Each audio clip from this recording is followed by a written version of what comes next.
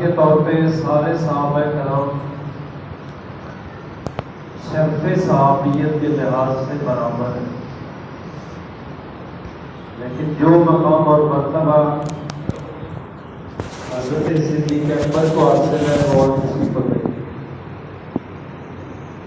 جو فضیلت اور شرف تاجدار عدالت حضرت عمر کو حاصل ہے وہ اور کسی کو حاصل نہیں۔ اسی طرح حضرت سیدنا عثمان غنی رضی اللہ تعالیٰ عنہ کا بھی یوم شہادت گزرا ہے 18 ذی الحجہ۔ تو آپ کو جو خصوصیات، جو امتیازی حیثیت حاصل ہے وہ اور کسی کو نصیب نہیں۔ مثال کے طور پہ سمجھانے کے لیے عرض کر دیتا ہوں، نبی رحمت صلی اللہ علیہ وسلم نے اپنی بیٹی حضرت رقیہ رضی اللہ تعالیٰ عنہا کا نکاح حضرت عثمان غنی سے فرمایا۔ پہلی بات تو یہ ہے کہ بندہ بیٹی کا رشتہ دیتا ہے تو سارے معاملات ڈیپلی دیکھتا ہے، گہرائی تک دیکھتا ہے کہ کس کا بیٹا ہے، کیا کرتا ہے، اٹھنا بیٹھنا کن لوگوں کے ساتھ ہے، ساری چھان بین کرنے کے بعد پھر اپنی بیٹی کا رشتہ طے کرتا ہے۔ تو کتنے مقدر والے ہیں حضرت عثمان غنی رضی اللہ تعالیٰ کو، جن کو نبی رحمت صلی اللہ علیہ وسلم نے نکاح میں اپنی بیٹی عطا فرمائی۔ داماد رسول ہونا یہ بہت بڑا شرف ہے، بہت بڑی عزت ہے یہ داماد رسول ہونا۔ اور پھر جب حضرت رقیہ کا وصال ہو جاتا ہے، حضرت عثمان غنی پریشان نظر آتے، نبی رحمت صلی اللہ علیہ وسلم نے سوال کیا ہے کہ آپ کو پریشان دیکھتا ہوں، کیا وجہ ہے؟ حضرت سیدنا عثمان غنی رضی اللہ تعالیٰ عنہ عرض کرتے ہیں کہ کون نہیں جانتا ہے کہ آپ کے ساتھ میرا رشتہ دامادی کا وہ ختم ہو گیا ہے، آپ کی بیٹی لخت جگر کا وصال ہو گیا ہے، اور اس وجہ سے پریشان رہتا ہوں۔ نبی کریم صلی اللہ علیہ وسلم نے فرمایا عثمان پریشان نہ ہو، اپنی دوسری بیٹی حضرت ام کلثوم کا نکاح حضرت عثمان غنی سے کروا۔ تو آپ دوہرے داماد رسول ہیں، صرف داماد رسول ہونا بھی بڑا شرف ہے، اور دوہرا داماد رسول ہونا پوری کائنات میں، بڑی دنیا میں کوئی ایسا شخص نہیں ہے جس کے نکاح میں کسی نبی کی 2 بیٹیاں آئی ہوں۔ یہ عزت، یہ شرف، یہ فضیلت پوری کائنات میں اگر کسی کو نصیب ہے تو صرف حضرت عثمان غنی کو نصیب ہے۔ تو میں نے عرض کی ہے کہ اجتماعی طور پہ سارے صحابہ کرام شرف صحابیت میں برابر ہیں، انفرادی طور پہ ہر کسی کو خاص فضیلت، امتیازی حیثیت، ایک خاص مقام دیا جائے۔ اور آپ کو پتہ ہے ذی الحج کے ابھی آخری دن ہے اور محرم الحرام قریب ہے۔ ذی الحج اسلامی سال کا آخری مہینہ ہے اور محرم الحرام اسلامی سال کا پہلا مہینہ ہے۔ یکم محرم الحرام کو خلیفہ دوم تاجدار عدالت حضرت سیدنا عمر فاروق رضی اللہ تعالیٰ عنہ کی شہادت مقدسہ ہے۔ تو اس حوالے سے کچھ باتیں آج عرض کریں گے اور کچھ انشاءاللہ زندگی رہی بفضل خدا اگلے جمعہ پر مبارک۔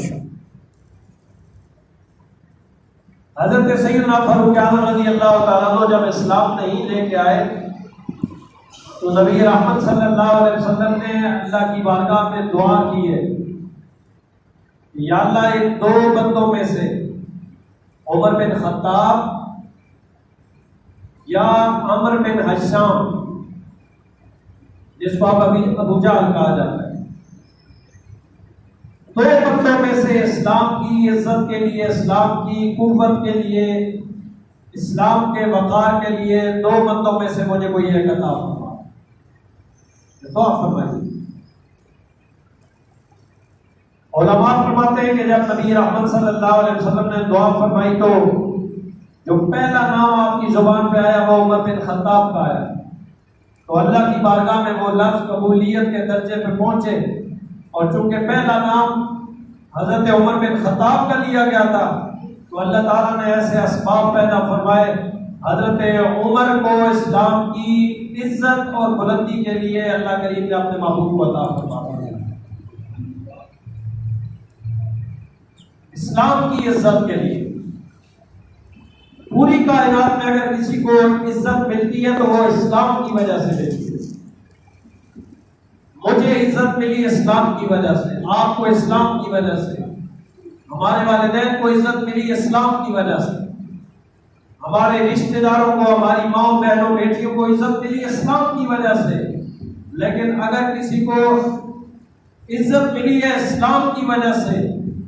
تو دیکھیے گا کہ اسلام کو عزت جو ملی ہے وہ حضرت عمر بن خطاب کی وجہ سے ملی،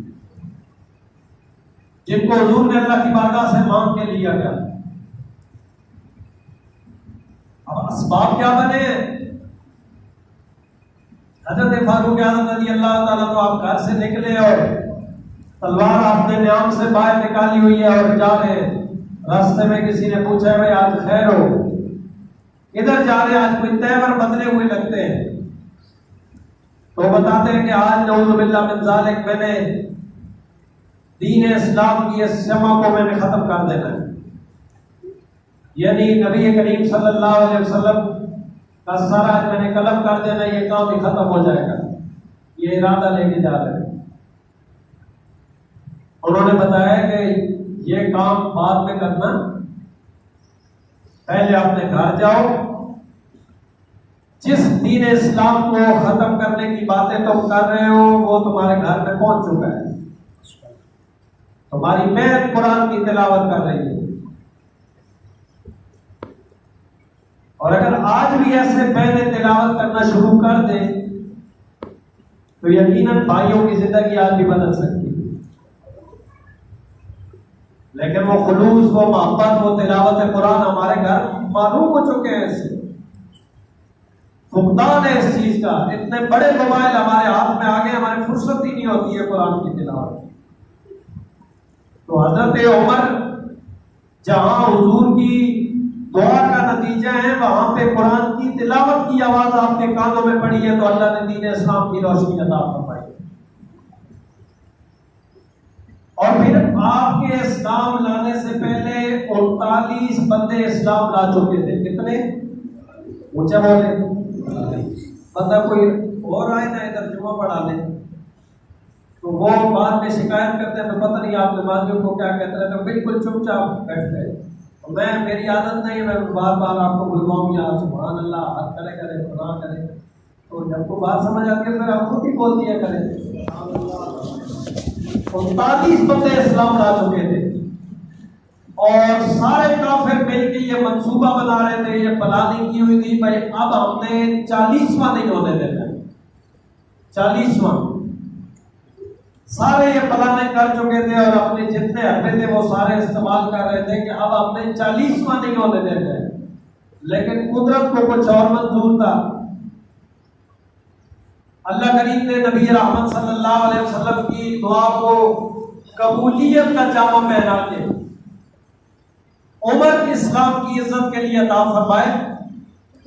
اور جو 40واں وہ نہیں نہ ہونے دے رہے تھے قدرت کو یہ منظور تھا، حضرت عمر نے کلمہ پڑھا تو 40 پورے ہو گئے۔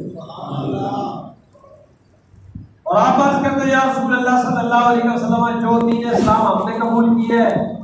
یہ سچا دین ہے نا؟ آپ نے فرمایا بالکل سچا ہے۔ ہمارے جس خدا کو ہم مانتے ہیں بالکل سچ ہے، ہمارا بالکل سچ ہے۔ آج جو ہم عبادت کرتے ہیں، نماز پڑھتے ہیں، چھپ کے کیوں پڑھتے ہیں؟ ہم جھوٹے تو نہیں ہیں نا، فرمایا نہیں ہم سچے ہیں۔ تو حضرت عمر بن خطاب کہتے ہیں یا رسول اللہ صلی اللہ علیہ وسلم، اگر ہمارا دین بھی سچا ہے، ہمارا خدا بھی سچا ہے، جو ہم عبادت کر رہے ہیں یہ بھی بالکل صحیح ہے، تو پھر چھپ کے کرنے کی ضرورت کیا ہے؟ پھر نکلتے ہیں باہر۔ 2 لائنیں بنی ہیں، چونکہ 40 پورے ہو چکے تھے، ایک ہی لیڈ حضرت حمزہ فرما رہے تھے اور دوسری لائن کی لیڈرشپ یہ حضرت عمر بن خطاب کے حصے میں آئی، اور کہتے ہیں اتنے زور سے اس سے نعرہ تکبیر بلند کیا گیا تھا کہ اس سے مکے کی طرف دیوار کی نعرہ تکبیر سے گونج اٹھی۔ جب حضرت عمر نے کلمہ پڑھا، اور اسلام کی عزت حضرت عمر کی وجہ سے، دین کو بلندی اور طاقت، حضرت عبداللہ بن مسعود رضی اللہ تعالیٰ عنہ فرماتے ہیں جس دن سے حضرت عمر نے کلمہ پڑھا ہے نا، اس دن کے بعد پھر دین اسلام روز بروز دن بدن اللہ اس کو ترقی اور کامیابی عطا فرماتا۔ اور یہ وہ شخصیت ہے جن کے بارے میں نبی رحمت صلی اللہ علیہ وسلم کا ارشاد گرامی ہے کہ جس گلی سے میرا عمر گزر جاتا ہے نا، شیطان وہ گلی چھوڑ کے بھی بھاگ جاتا ہے۔ اتنا اللہ نے روب دبدبا عطا فرمایا تھا، اور آج بھی یہی صورت آتا ہے۔ بلکہ علماء فرماتے ہیں جس بندے کو بیماری ہو نا، رات کے وقت خواب میں اس کو وسوسے اور ایسے خواب آتے ہو غلیظ قسم کے، گندے قسم کے، اس کو بیماری لائق ہو، تو وہ ایک کام کیا کرے، رات سونے سے پہلے حضرت عمر کا نام لکھے سینے کے اوپر، اور جو نیند ہے نا یہ آپ کے ناف کے اوپر آئے، دل کے اوپر حضرت عمر کا نام لکھ لو، اللہ تجھے وسوسوں سے اور گندی بیماریوں سے محفوظ فرما دے گا۔ یعنی آپ کے نام سے آج بھی شیطان ڈرتا ہے، آج بھی بھاگتا ہے ان گلیوں سے جہاں حضرت عمر کا نام لیا جاتا ہے۔ اور اس سے بڑی اور فضیلت کیا ہو سکتی ہے جو نبی رحمت صلی اللہ علیہ وسلم نے فرمایا نبی عمر، میرے بعد اگر کوئی آنے والا نبی ہوتا تو وہ عمر ہوتا۔ یہ خصوصیات دنیا میں، اور صرف انسانوں کے اوپر آپ کی حکومت نہیں چلتی تھی، بلکہ زمین کے اوپر بھی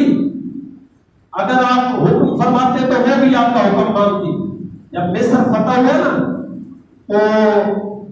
حضرت عمر بن العاص رضی اللہ تعالیٰ عنہ آپ کو گورنر بنایا گیا۔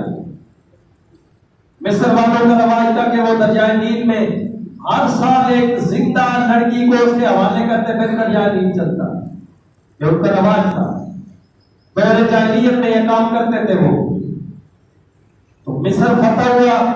حضرت عمر بن العاص وہاں پہ گورنر ہے۔ آپ نے جب دیکھا ہے کہ یہ ان کا رواج ہے اور ان کی یہ رسم چلی آ رہی ہے کہ یہ دریائے نیل میں اس طرح زندہ لڑکیوں کو ڈالتے ہیں پھر دریائے نیل چلتا ہے، آپ نے دیکھا ہے تو منع کر دی ہے، اور آپ نے خط لکھا حضرت عمر کی بارگاہ میں، سارا ماجرا اس میں لکھا ہے کہ یہ دور جاہلیت میں اس طرح ایک زندہ لڑکی کو اس کے حوالے کرتے ہیں پھر دریائے نیل چلتا ہے۔ حضرت عمر بن خطاب رضی اللہ تعالیٰ عنہ نے دریا پر خط لکھا ہے، جس کو اونچا بولے، ہماری بات مانے گا دریا کو کوئی بات کہے تو ہماری تو اپنے بیٹے نہیں بات مانتے ہیں، دریا تو بڑی دور کی بات ہے۔ اور حضرت عمر بن خطاب رضی اللہ تعالیٰ عنہ نے نا اس کو خط لکھا ہے، خط، اور اس میں لکھا کیا ہے؟ علماء فرماتے ہیں اس میں لکھا ہوا تھا کہ اللہ کا بندہ عمر، اللہ کا بندہ عمر تجھے یہ پیغام دے رہا ہے کہ اگر تو اپنی مرضی سے چلتا ہے اور اس رسم و رواج کے تحت چلتا ہے تو بے شک نہ چل، خشک ہو جا، تو خشک رہ، لیکن اگر تو اس قادر کی مرضی سے، مالک کی مرضی سے چلتا ہے تو میں اس کی بارگاہ میں التجا کرتا ہوں، اس کی بارگاہ میں عرض کرتا ہوں، اللہ کی مرضی سے چلتا ہے تو پھر چل۔ وہ رکا ڈالنے کی دیر تھی، وہ دن گیا اور آج کا بہتر جانے خشک نہیں ہوا۔ تو حضور کے ہو جاتے ہیں، پھر زمین بھی ان کا کہنا مانتی ہے، آسمان بھی پھر ان کا کہنا مانتا ہے۔ آپ نے علماء سے سنا ہوگا کہ مدینہ شریف میں زلزلہ آ گیا تو لوگ دوڑے حضرت عمر کی بارگاہ میں، ایسے بندہ زمین کو کہے تو رک جاتی ہے۔ ہمارے ہاں کئی زلزلے آتے ہیں، کسی کے کہنے پہ رکتی ہے زمین؟ حضرت عمر بن خطاب رضی اللہ تعالیٰ عنہ نے زمین کے اوپر ٹھوکر لگائی ہے،